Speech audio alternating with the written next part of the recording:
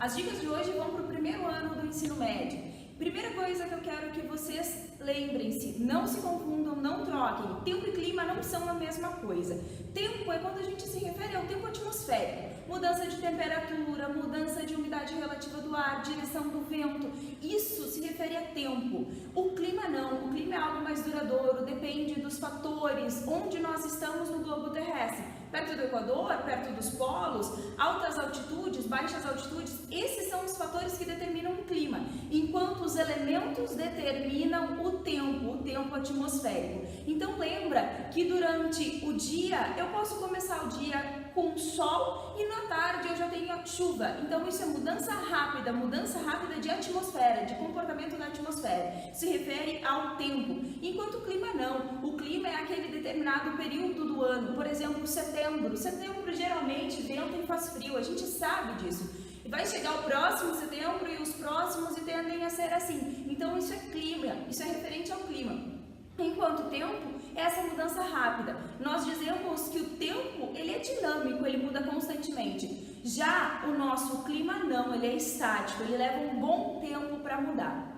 Outra coisa que eu quero muito que vocês prestem atenção são as categorias espaciais. Lembrem-se que nós temos 4 categorias do espaço geográfico, cada qual com suas características pertinentes. Lembrem-se das palavras-chave, das palavras mágicas que são essas que a gente tem aqui. Lembra que o lugar, ele é aquele lugar de vivência, onde nós nos sentimos bem, confortáveis, queremos sempre retornar. A paisagem depende da percepção. Percepção de quê? Dos nossos 5 sentidos. Lembra também que eu tenho a região. A região é aquela que vai diferenciar de um local para o outro. As regiões do IBGE, por exemplo, as 5 regiões do IBGE. O que eu tenho ali? Eu vou buscar semelhanças, agrupar semelhanças para diferenciar das outras áreas. Lembra também que território é sinônimo de poder. Então, toda área que é ocupada por um determinado grupo chama-se de território. Por exemplo, uma tribo indígena tem o seu território. Lembra dessas categorias espaciais que vão compor ali o nosso espaço geográfico. Depois, vai lá para as projeções cartográficas, dá uma revisada em 2 em especial. Ambas são cilíndricas. Projeção de Mercator, que é aquela projeção que vai valorizar, vai ser eurocêntrica, vai valorizando a região da Europa, a região mais central do nosso globo, aquela que nós estamos acostumados a ver, a projeção de Robson. E aí depois vocês cuidem também a projeção de Peters. Essa é uma projeção um pouco diferente, que vai valorizar, por exemplo, o continente africano. Ambas são cilíndricas, não se esqueçam disso, não se confundam.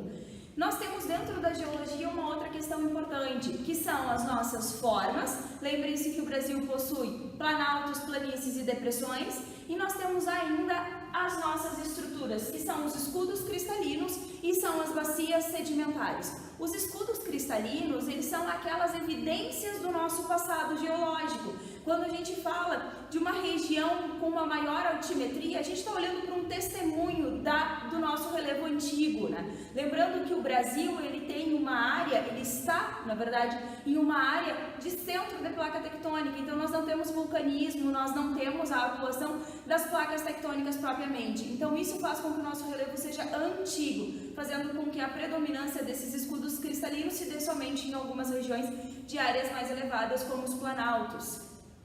Nós temos as bacias sedimentares, a nossa segunda estrutura, e ela é exatamente o que o próprio nome nos indica. Ela é uma deposição de sedimentos.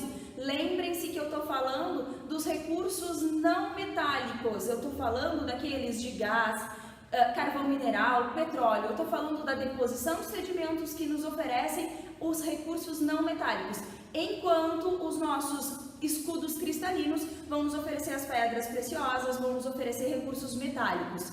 Esses 2 pontos são fundamentais. E para finalizar, eu converso aqui com vocês um pouquinho sobre solos, aquele assunto muito pertinente que a gente falou várias vezes nas aulas, que o solo ele precisa sofrer o processo de intemperismo, de erosão, para que ele se transforme num solo fértil, num solo de qualidade. O problema é quando o homem acaba atuando nessas regiões e degradando essas áreas. E aí a gente precisa falar um pouquinho sobre as técnicas.